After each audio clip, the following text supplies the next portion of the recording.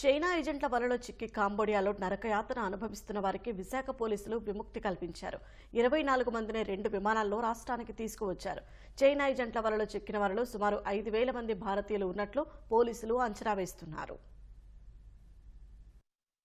కాంబోడియాలో data entry ఉద్యోగాల పేరిట రాష్ట్రానికి చెందిన నిరుద్యోగులను ఏజెంట్లు నమ్మించారు. ఒక్కొక్కరి నుంచి 15 లక్షల రూపాయల చొప్పున వసూలు చేశారు. అనంతరం వారిని చైనా, కాంబోడియా కంపెనీలకు చెందిన ఏజెంట్లకు అప్పగించారు. అక్కడ భారతీయులే లక్ష్యంగా సైబర్ నేరాలకు పాల్పడడంపై బాధితులకు సదరు ఏజెంట్లు శిక్షణ ఇచ్చారు. తిరస్కరించినా, ఎదురు తిరిగినా చిత్రహింసలకు గురిచేశారు. ఓ బాధితుడు ఇచ్చిన ఫిర్యాదుతో మానవ అక్రమ రవాణా విషయం వెలుగులోకి వచ్చింది. విచారణ జరిపిన విశాఖ పోలీసులు, కాంబోడియాలోని భారత రాయబార కార్యాలయం, విదేశీ వ్యవహారాల శాఖ సహకారంతో కొందరు బాధితులకు విముక్తి కల్పించారు.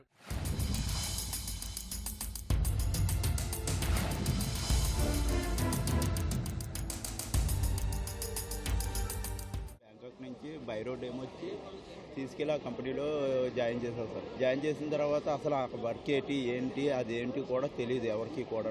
ఆఫీస్ రూమ్ కానీ ఏం తీసుకెళ్లకుండా సపరేట్గా వేరే దగ్గర చేస్తారు ఇంటర్వ్యూ అది అన్నట్టు. లోపలికి వెళ్ళిన తర్వాత తెలిసిన తర్వాత బయటకు వద్దామంటే రావడం అయితే కష్టం. ఒకవేళ వస్తాననేసి చెప్పినా సరే గెన్న పెట్టి అది పెట్టి బెదిరించడం, లాఠీలతో కొట్టడం, తర్వాత కరెంట్ షాకులు ఇవ్వడం, డ్రగ్స్ ఇవ్వడం, రకరకాలుగా టార్చర్ చేస్తారు. అంటే నాకు ఫస్ట్ బ్యాంకాక్ అని చెప్పాలి. సో మేము ఒకసారి ఎంటర్ అయిన తర్వాత మళ్ళీ మేము బ్యాక్ రావడానికి అమౌంట్ కట్టాలి. అమౌంట్ కడదామన్నా గన్స్తో బెదిరిస్తారు, ఐరన్ రాడ్స్తో బెదిరిస్తారు. సో మేము అవన్నీ చూసిన తర్వాత భయపడి మేము ఫర్దర్గా స్టెప్ తీసుకోలేకపోయాం. ఆ వీడియో ప్రెస్ మీట్ వల్ల మాకు కొంచెం స్ట్రెంత్ వచ్చిన వల్ల ఎంబసీ కాంటాక్ట్ అయ్యింది. ఎంబసీ కాంటాక్ట్ తర్వాత అక్కడ ఇష్యూ జరిగే ముందు 10 అవర్స్ ముందు నన్ను ఎంబసీ వాళ్ళు కాంటాక్ట్ చేసి నన్ను అరెస్ట్ చేశారు.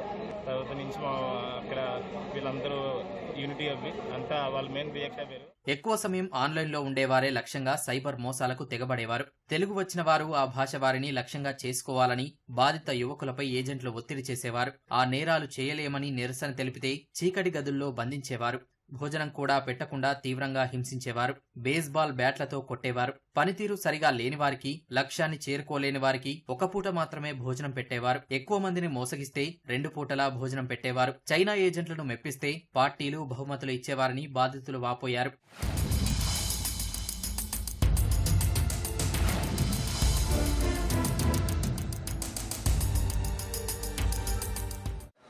డేటా ఎంట్రీ అని చెప్పి తీసుకుని వెళ్ళారు. కానీ అక్కడికి వెళ్ళేసరికి ఫేస్బుక్లో అమ్మాయిల ప్రొఫైల్ క్రియేట్ చేసుకోమని చెప్పి ఫేస్బుక్లో నుంచి టెలిగ్రామ్లోకి యాడ్ చేసామని చెప్పేవారు. యాడ్ చేయకపోతే చాలా ఇబ్బందులు పెట్టేవారు. ఫుడ్ కార్డులు రాయించుకునేవారు. డార్క్ రూమ్లో పెట్టేసి డ్రగ్స్ ఇవన్నీ చెప్పి చూపించి మిమ్మల్ని ఇలాగా స్టేషన్లో కొడతామని చెప్పేసి బెదిరించేవారు. మెంటల్గా చాలా టార్చర్ చేసేవారు. సో వాళ్ళు డేటా ఎంట్రీ చెప్పి తీసుకెళ్ళారు. ఆ డేటా ఎంట్రీ కాదన్నారు. సో ఇలా స్కామ్ జరుగుతుందని మాకు తర్వాత తెలిసింది. సో వాళ్ళు కూడా రావడానికి అవ్వట్లేదు. ఎందుకంటే అగ్రిమెంట్ ఒక బాండ్ అనేది రాసుకున్నారు కదా. ఒక రిటర్న్ రావడానికి అడిగితేనేమో 2000 పౌండ్స్ అనేది మీరు పే చేస్తే కానీ కంపెనీ మేము పంపించాం. సో పాస్పోర్ట్ అనేది తీసుకొని సో వాళ్ళ సైడ్ నుంచి ఏదైనా ఉందో సో వాళ్ళన్నీ అంతా ఒక సీక్రెట్గా జరిగిపోయింది. అంతా ఒక ఆఫీస్లోనే, ఆఫీస్ బిల్డింగ్లో 300 మంది వర్క్ చేస్తారు. అది ముందు చెప్పట్లేదు. వర్క్ ఏదని వచ్చిన తర్వాత చెప్పిన తర్వాత వాళ్ళ ఫ్రెండ్ అయినా వాళ్ళు ఏం చేయలేదు. పాస్పోర్ట్ మన చేతి నుంచి తీసుకుంటున్నారు. తిరగబెడితే ఇలా చేస్తారు. మాకు ఫ్యామిలీతో ఎప్పుడో రేరుగా మాట్లాడుతున్నాము. అప్పుడు మాట్లాడినప్పుడు కూడా ఇలాంటివి ఏం చెప్పకూడదని పక్కన టీమ్ లీడర్స్ అలా ఉంటారు.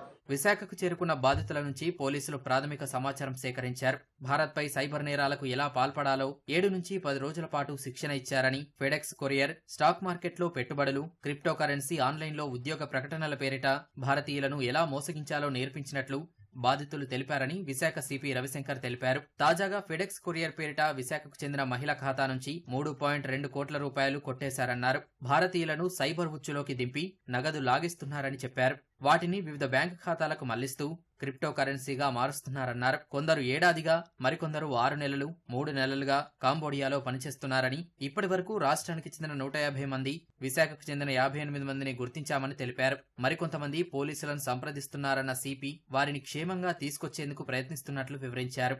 డేటా ఎంట్రీ ఆపరేటర్ ఉద్యోగం ఇప్పిస్తామని చెప్పి తీసుకువెళ్ళేసి వాళ్ళ ద్వారా ఇండియా మీదే అటాక్ చేపించడం, సైబర్ క్రైమ్స్ అన్ని కూడా చేపించడం. మా దగ్గర ఉన్న వీడియోస్, తర్వాత ఫోటోగ్రాఫ్స్ అన్ని కూడా పరిగణలో తీసుకొని దాంట్లో పార్టిసిపేట్ చేస్తున్న చైనీస్ ఎవరైతే ఉన్నారో వాళ్ళ ఫ్లోర్ లీడర్స్ గా, అంటే ఒక్కొక్క ఫ్లోర్ లో ఒక్కొక్క మోడస్ ఆపరాండి నిర్వహిస్తున్నారు. దీంట్లో ముఖ్యంగా 2-3 ఇష్యూస్ ఉన్నాయి. అంటే ఇండియాలో ఉండి ఫేక్ ఏజెంట్స్ ఎవరైతే ఉన్నారో, అన్రిజిస్టర్డ్ ఇల్లీగల్ ఏజెంట్స్ ఎవరైతే ఆపరేట్ చేస్తున్నారో వాళ్ళ మీద కేసులు నమోదు చేస్తాము. Second part is about the money laundering అండి. విశాఖపట్నం సిటీ నుంచే దాదాపు 120 crores పీపుల్ హ్యావ్ లాస్ట్. ఈ విధంగా డైలీ రిపోర్ట్లు వస్తున్నాయి. ఇది అన్ని కూడా అరికట్టాలంటే మంచి ఒక ఫైనాన్షియల్ ఇన్వెస్టిగేషన్ కూడా దీంతో పాటు కొనసాగాల.